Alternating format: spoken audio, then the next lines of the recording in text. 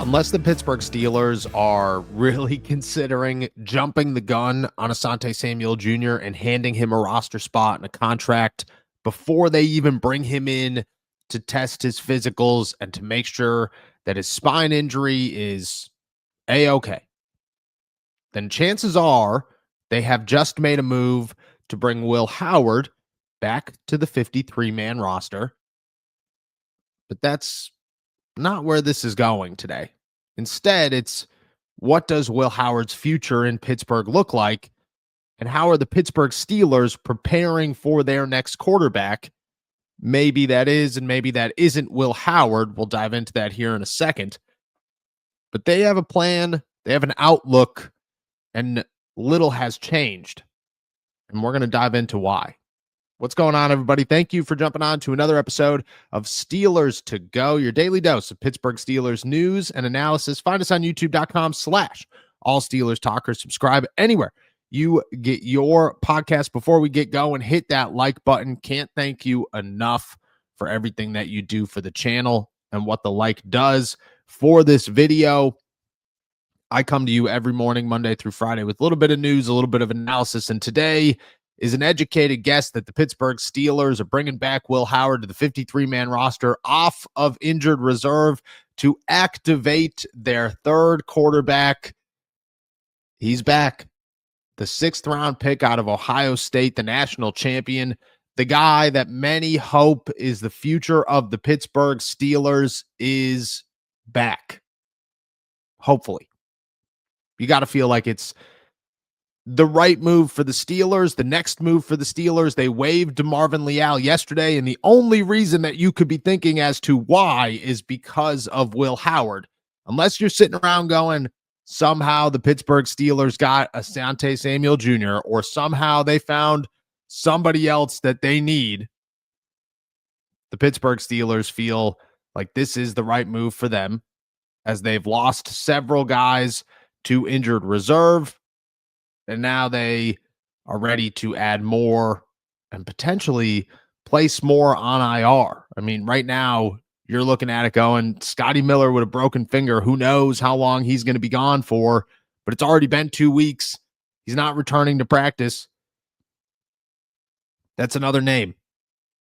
And yes, the Steelers signed somebody off of the Kansas City Chiefs practice squad, but again, there are more moves to come and an open roster spot ahead. It's Will Howard. Most likely, it's Will Howard.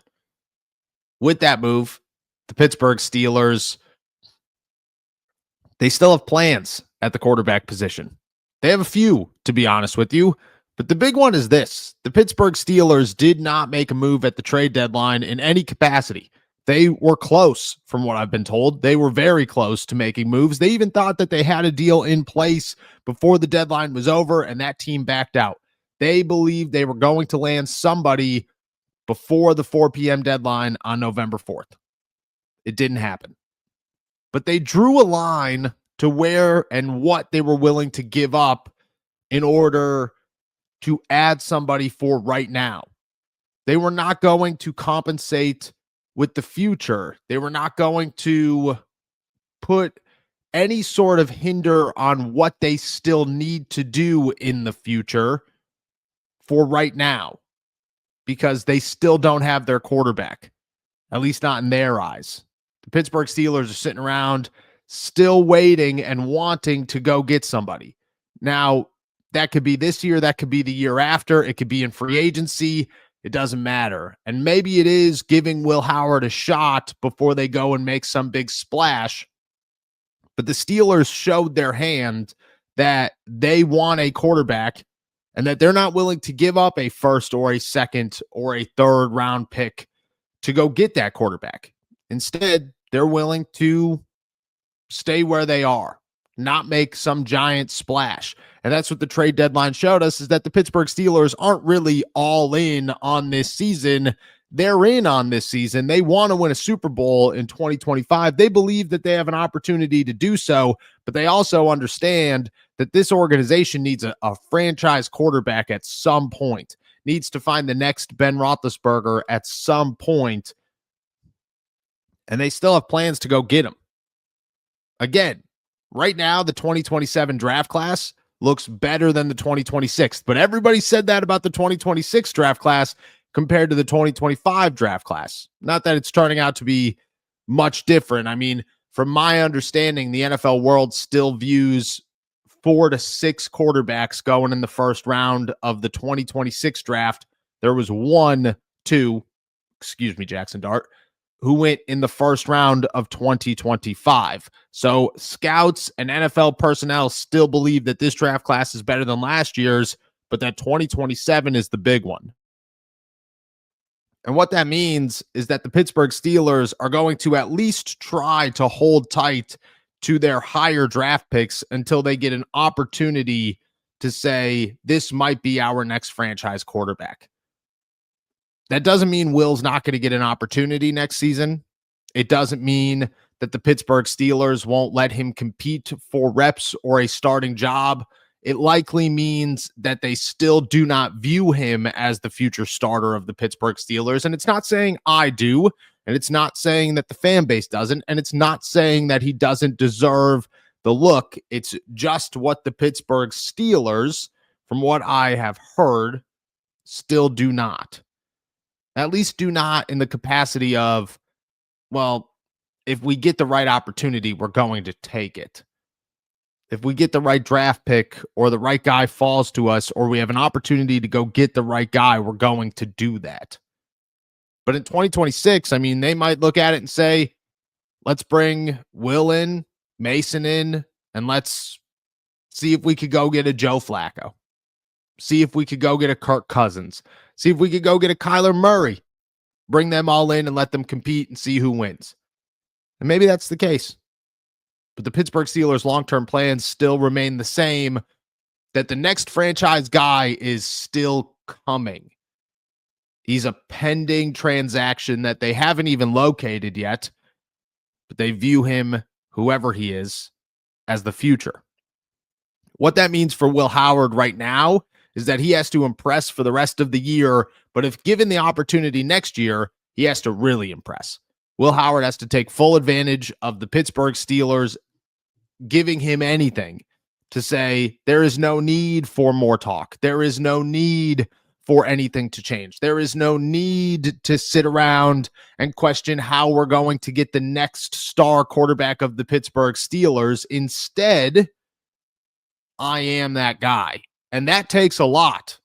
That is not going to take a 9-8 record. That is not going to take more touchdowns than interceptions. That is going to take Will Howard proving that he is a franchise quarterback in one season.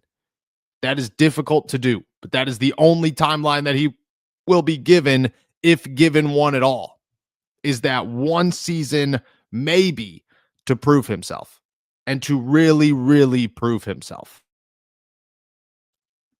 But the Steelers have one obstacle in his way. That one obstacle remains Aaron Rodgers. And Aaron Rodgers may or may not be coming back in 2026.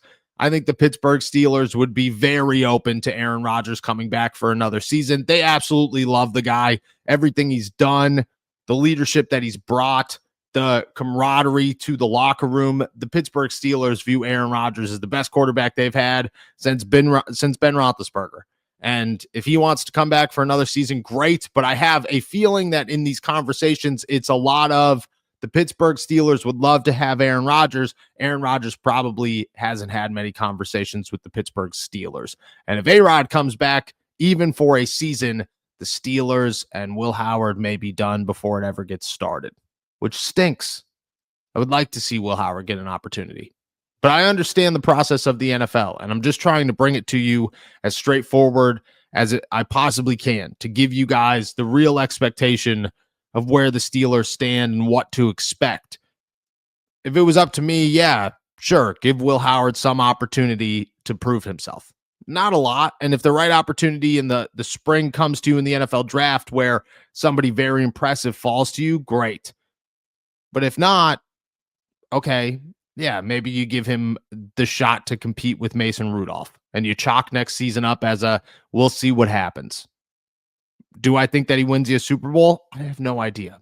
I would guess not, but I would guess not on every 6th round pick in the NFL because there's been one that's really worked out and chances are he's not number 2. I guess number 3, because shout out to Brock Purdy, who might be losing his job to Mac Jones. But it doesn't feel like the Steelers are there yet, and it doesn't feel like they view him as that piece yet. Things can change.